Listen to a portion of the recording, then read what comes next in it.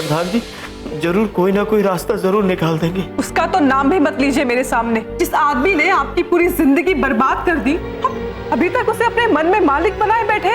और विकास की हालत तो दिन पर दिन गंभीर होती जा रही है। मालती का सच जानने के बाद उसके सच्चे मन को बहुत आघात पहुंचा। ये भी माँ की तरफ बेईमान बनेगा। अपनी माँ की तरफ से गांव वालों से हाथ जोड़ के माफी मांग रहा। पर बाबा, माफी मांगना इसमें क्या गलत बात है? माफी मांगना तो बड़े दिल की निशानी होती है। संभाल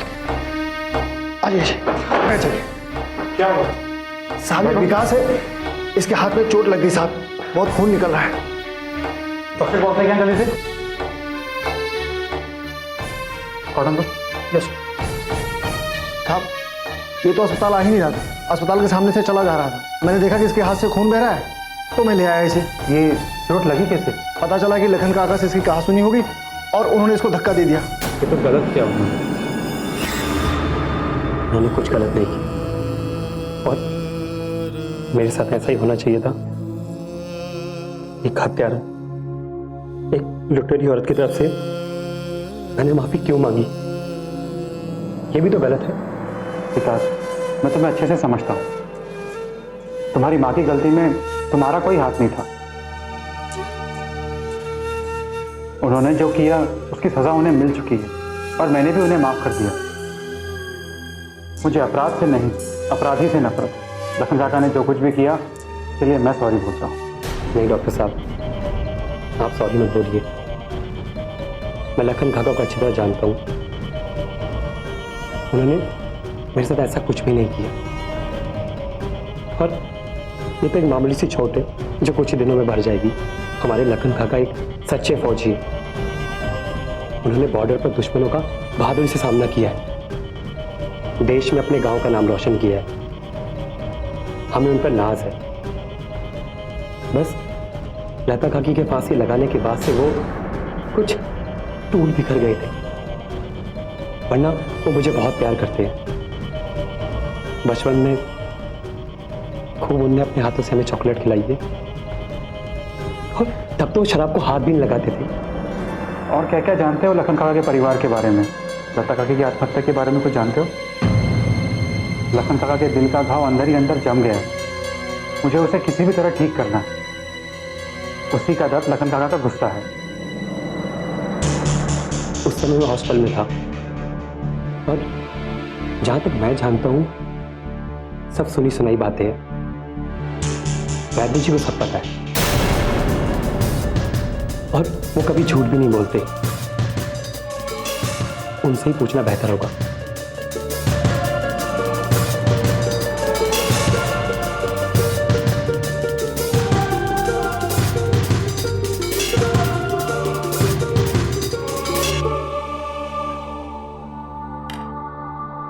ये एक टिटनेस का इंजेक्शन दे रहा हूं जिससे इन्फेक्शन नहीं होगा।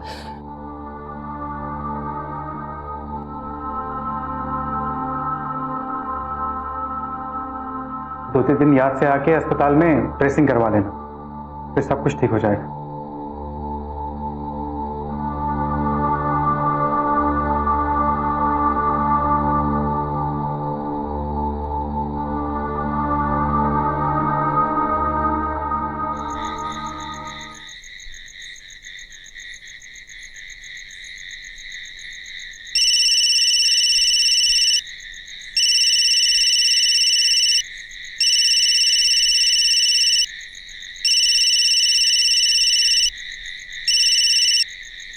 हाँ शेखर बाबू बोलो।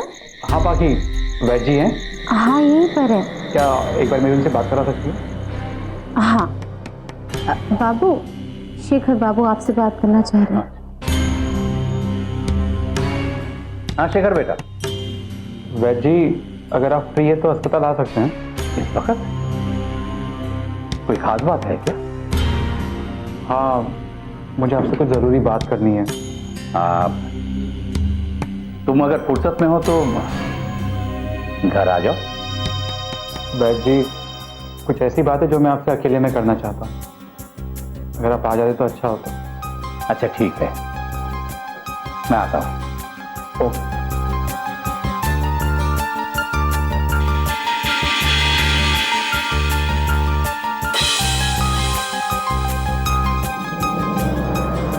शेखर ने हमें अस्पताल बुलाया है। कोई खास बात? ये तो अभी नहीं पता चलेगा, वहां जाने के बाद ही तो पता चलेगा ना। तू एक काम कर, तू मुझे लाठी या टॉर्च दे दे। हाँ ठीक है बाबा।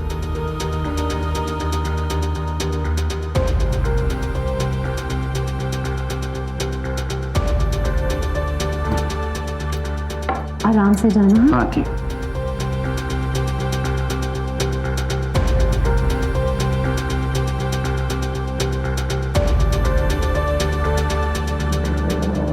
मुझे कुछ भी करके इन्हें छुड़ाना होगा। जमानत के लिए कोई वकील भी ढूंढना होगा। तो पैसे भी कम है मेरे पास। समझ में नहीं आ रहा क्या करूं। सिर्फ मदद मांगू, कोई मदद करने के लिए तैयार भी नहीं है। पर कोई मदद करे ना करे, मुझे अपनी मदद खुद ही करनी पड़ी। कुछ नहीं हुआ तो मैं अपने गहने ही बेच दूँ। हाँ सोनू, बिरजू कैसा है? बहुत खुश है। मुझ पे क्यों गुस्सा हो रही है? उसने जो किया उसे उसकी सजा मिली। अब वो ये सजा चाहे रोकर काटे या हंसकर, उसकी मर्जी। सच बताऊं दीद, आपकी ये अच्छे बुरे वाली बात ना मुझे बहुत ही बकवास लगती है। ये सत्य असत्य, गलत सही, अच्छा बुरा, ये सब समझ में नहीं आता मुझे। मुझे सिर्फ एक ही चीज समझ में आती है, जो मेरा मन करता है। और इस वक्त मेरा मन ये कह रहा है कि मेरे पति जेल में है और मुझे उन्हें छुड़ाना है। उन्हें सजा काटने दे सोनू। जब जेल की सलाखों के बीच खुद दुख दर्द उठाएंगे, तब उन्हें दूसरों की तकलीफ का एहसास होगा। दीद, आपका तो मन जैसे आपकी खोपड़ी से बाहर निकल गया है। काट हो गई हैं आप। और दुख इस बात का है कि आपको इसका जरा भी एहसास नहीं हो रहा है। तू सच कह रही है सोनू, मन सच में काट हो गया है। बड़े से बड़े दुख का इस पर कोई असर नहीं होता। ये हमेशा से ऐसा नहीं था। इसे काट किया गया है। इन्हीं लोगों ने मुझे इतना कठोर बनने पर मजबूर किया। तू क्या चाहती है? मैं उस इंसान को जेल से निकालूं जिसने खुद मेरे घर को मेरे लिए जेल बना दिया? और जेल भी ऐसी जहां कितना भी चीखो, कितना भी रो, नहीं आवाज सुनाई नहीं देती। दम घुटता था मेरा वहां। और आज मैं ठीक से सांस ले पा रही हूं। मैं क्या, पूरा गांव चैन की सांस ले रहा है। अब मेरा सिर्फ एक ही मकसद है सोनू, इस गांव और इस पंचायत की भलाई। मैं इस गांव की प्रधान सेवक हूं और मेरा धर्म सिर्फ इस गांव की और पंचायत की भलाई करना है। मैं अपना सारा जीवन इस गांव और पंचायत के विकास में लगा दूंगी। वाह, अच्छा भाषण देने लगी हैं आप दूसरे नेताओं की तरह। पर वो क्या है ना, मुझे आपकी तरह महान बनने का कोई शौक नहीं है। मैं एक साधारण इंसान हूं और मैं एक साधारण इंसान ही बने रहना चाहती हूँ। आपकी तरह भगवान बनने की बीमारी नहीं है मुझे। मेरा मेरे परिवार के प्रति एक कर्तव्य है, एक धर्म है और मैं उसे पूरी ईमानदारी के साथ निभाऊं। तुझे जो करना है तो कर, मैं तुझे रोकूंगी नहीं। तुझे अपने फैसले लेने का हक है। हाँ, जीजू भी मिले थे जेल में। उनमें और विकास में तो बहुत बहस भी हो गई थी। वो तो जैसे पागल हो गए हैं और कह रहे थे एक बार जेल से बाहर आ जाऊं, सबसे पहले मेरा गला काटेंगे। यही ना? पर मुझे बिल्कुल भी डर नहीं लगता, क्योंकि मुझे पता है कि मैं सत्य के मार्ग पर हूं और इसमें मेरी जान भी चली जाए तो परवाह नहीं। चलती हूँ सोना, बहुत काम है मुझे।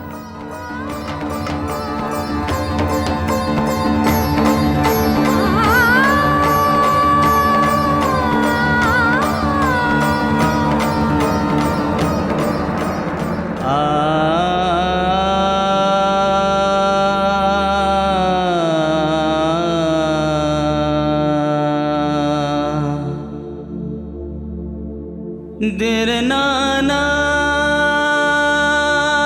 देरे ना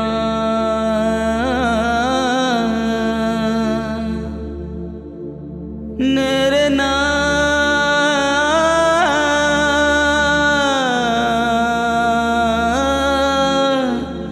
देरे ना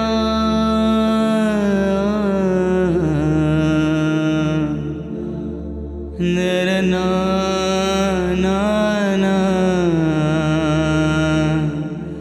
देरे ना देरे ना।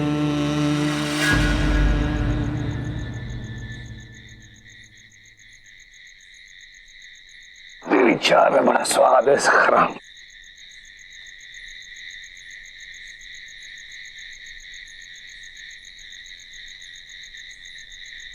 वैद्य जी, मैं लता काकी की आत्महत्या का कारण जानना चाहता हूँ।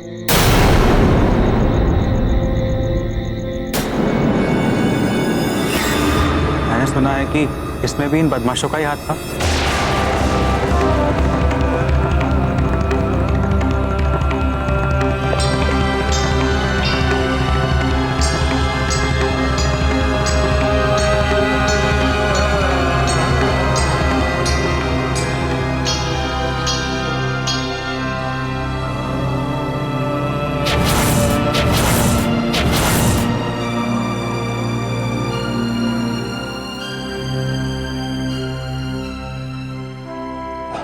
दाजू, डॉक्टर साहब ने जो सवाल पूछा मैं भी उसका जवाब सुनना चाहता हूँ। दाजू, आप जानते हैं कि मैं इस गांव में सिर्फ आपकी बात पर भरोसा करता हूँ।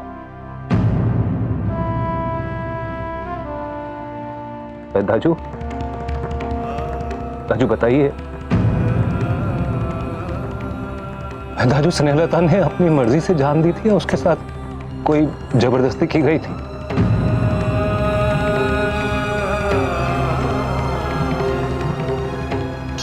दाजू बोलिए।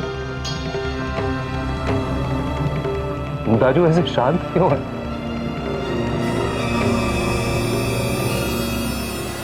मैं दिन रात तड़पता रहता हूँ इस बात को लेकर के। दाजू, उसकी मौत का दर्द एक तीस बनकर मेरे कलेजे में चुभता है हर वक्त। दाजू बोलिए ना।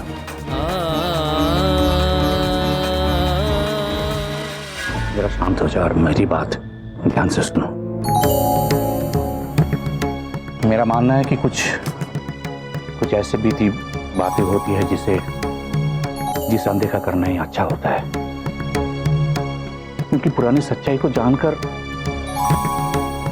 हमें लाभ क्या है, और ना ही हम उसे बदल सकते हैं, बल्कि उसे जानकर हमारे आज और आने वाले कल पर बुरा प्रभाव जरूर पड़ेगा। इसलिए उसे भूल जाना ही अच्छा है।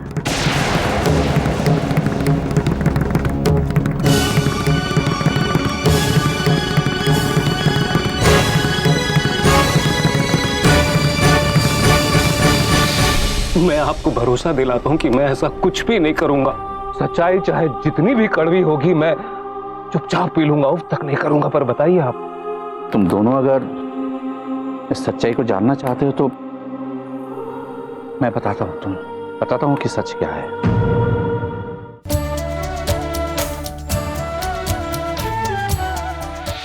राजू, आप मेरी दिमागी हालत क्यों नहीं समझ रहे हैं?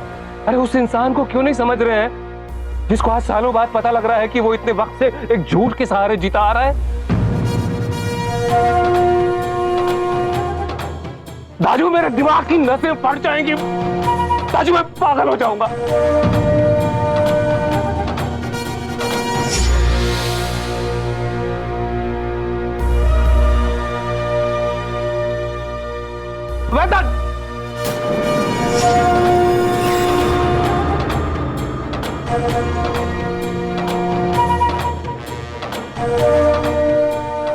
मैं जानता हूं कि आप मेरे गुस्से स्वभाव से डरते हैं ना, कि कहीं मैं सच्चाई जानकर अपना आपा न खो बैठूं और कोई गलत कदम न उठा बैठूं। मैं जानता हूं दाजू,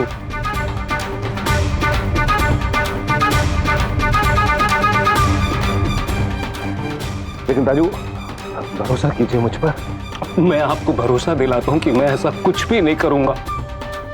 सच्चाई चाहे जितनी भी कड़वी होगी मैं चुपचाप पी लूंगा, उस तक नहीं करूंगा। पर बताइए आप मुझे, राजू बताइए। वैद जी, हम इस रहस्य को जानना चाहते हैं। हमने लोगों से तरह तरह की बातें सुनी। हमें पता है कि आपको लता काकी की आत्महत्या की सच्चाई मालूम है।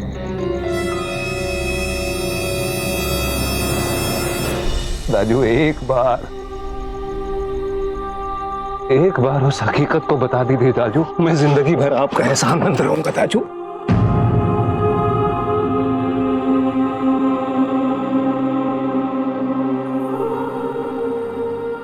देखिए राजू, अगर आपकी कोई शर्त है ना तो वो भी बता दीजिए। मैं आपकी हर शर्त मानने को तैयार हूं। जो आप कहेंगे वो मैं कहूंगा राजू। एक बार।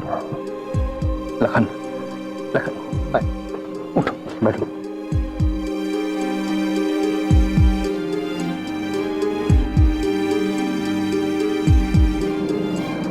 इस सच्चाई को मैं इसलिए दबाए रखना चाहता हूं कि इसे जानकर हमें दुख के सिवा कुछ और नहीं मिलेगा। और स्नेहलता को इस तरह से याद करके हम उसकी आत्मा को और ज्यादा दुखी करेंगे, बस। लेकिन तुम दोनों अगर इस सच्चाई को जानना चाहते हो तो मैं बताता हूं कि सच क्या है।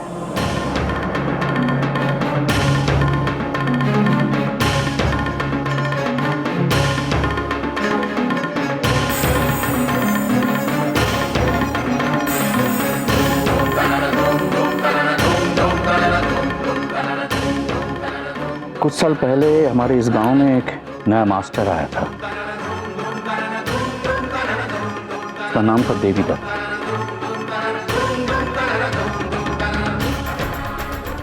लखन, तुम कारगिल की लड़ाई में बॉर्डर पर तैनात, याद है ना?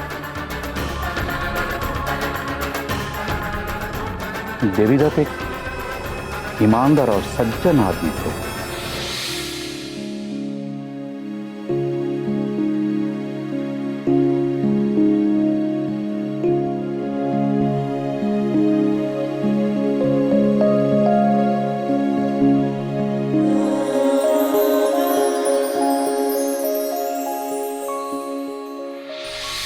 उसने हमारे गांव में एक स्कूल खोला था जहां पर तुम्हारी बेटी सुगंधा भी मास्टरनी थी।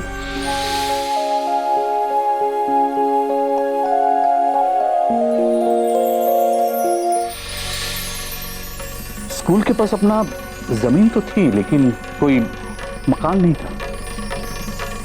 पूरन तब पंचायत का प्रधान था।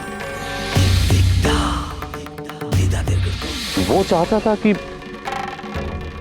अपने दरवाजे पर स्कूल चले, पर गांव वाले नहीं चाहते थे कि किसी के दरवाजे पर स्कूल चले। देवीदत्त और सुगंधा दोनों स्कूल की जमीन पर पेड़ की छांव में स्कूल चलाने लगे।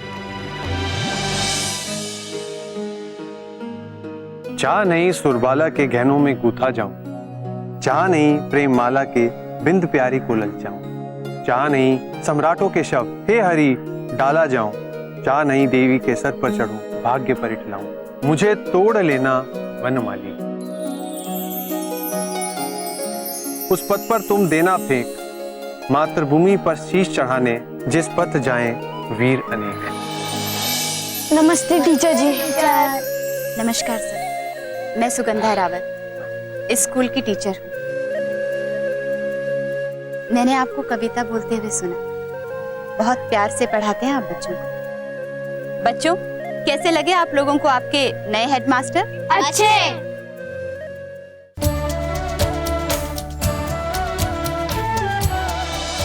तो बच्चों, क्या अभिलाषा है पुष्प की? मास्टर जी, पुष्पा जिस रास्ते की बात कर रहा है वो कहाँ है और पुष्पा वहाँ क्यों जाना चाहता है? बहुत अच्छा सवाल किया बेटा। क्या नाम है आपका? गुंजन। बैठो, समझाता हूँ। पुष्प की ये अभिलाषा है कि उसे ऐसे पथ पर चढ़ाया जाए जहां देशभक्तों ने चलकर बलिदान दिया है। वो पथ है देश प्रेम का और अच्छे कर्मों का। हम सभी का जीवन भी इन्हीं पुष्प की तरह है। आप सब बच्चे भी फूल हैं। आपका जीवन है ऐसे पथ पर चलने के लिए जिस पर देशभक्त चले, और हमें भी उन्हीं रास्तों पर चलकर अपने जीवन को सफल बनाना। नमस्ते टीचर जी। नमस्कार सर, मैं सुगंधा रावत इस स्कूल की टीचर हूँ। मैंने आपको कविता बोलते हुए सुना। बहुत प्यार से पढ़ाते हैं आप बच्चों को। बच्चों, कैसे लगे आप लोगों को आपके नए हेडमास्टर? अच्छे। और आपको कैसा लगा हमारा गांव और गांव के बच्चे? इस गांव के सभी बच्चे फूलों के बगीचे की तरह हैं, जिन्हें देखकर मेरा मन हमेशा प्रफुल्लित ही रहेगा। बच्चों, जो कविता का भावार्थ मैंने भी समझाया है, आप सब उसे मन से लिखिए, मैं भी चेक करूंगा। तो तुम तो काफी पढ़ी लिखी हो, फिर कोई दूसरी नौकरी क्यों नहीं की? ये टीचर की नौकरी की क्यों? जी सर। सर नहीं, देवीदत्त। मेरा नाम देवीदत्त है। जी देवीदत्त जी। मेरा सपना हमेशा से रहा है कि मैं इन बच्चों को अच्छी शिक्षा दे सकूं, इनके उज्जवल भविष्य के लिए इन्हें सही मार्ग दिखा सकूं। और अगर इनका भविष्य उज्जवल होगा तो हमारे मुनिधार गांव का भविष्य उज्जवल होगा। हमारे गांव में कोई सुविधा नहीं है। एक पेड़ के नीचे भरी बारिश में धूप में इन बच्चों को पढ़ाना पड़ता है। सरकार ने मुझे यहाँ बच्चों को पढ़ाने के लिए भेजा है, तो स्कूल भी जरूर बनेगा। आपका सपना जरूर पूरा होगा, और मैं कोशिश करूंगा कि यहाँ मैं एक ऐसा स्कूल बनाऊं जहाँ अमीर गरीब सभी घरों के बच्चे पढ़ सकें। लेकिन आपसे मिलने के बाद मुझे तसल्ली हो गई, क्योंकि सरकार ने आप जैसा हेडमास्टर हमारे स्कूल में भेजा है। नहीं तो मैं बहुत घबरा रही हूँ कि अगर कहीं भ्रष्ट हेडमास्टर आ गया तो क्या होगा, क्योंकि अधिकतर लोग सरकारी हेडमास्टर सिर्फ इसलिए बनते हैं क्योंकि उन्हें इसमें बहुत आराम नजर आता है या दौलत। ये आराम का काम नहीं है सुगंधा। पढ़ाना तो एक कला है, जैसे कुम्हार की कला।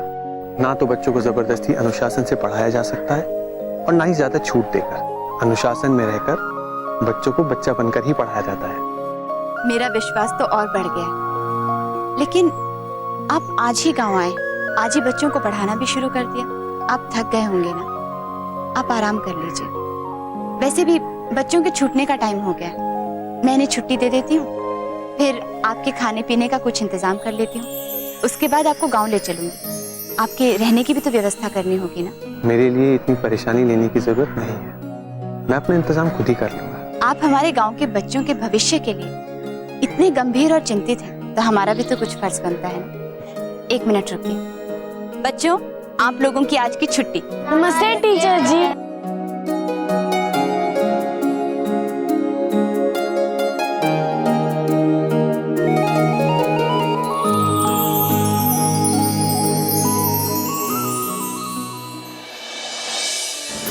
जी प्रणाम प्रणाम प्रणाम।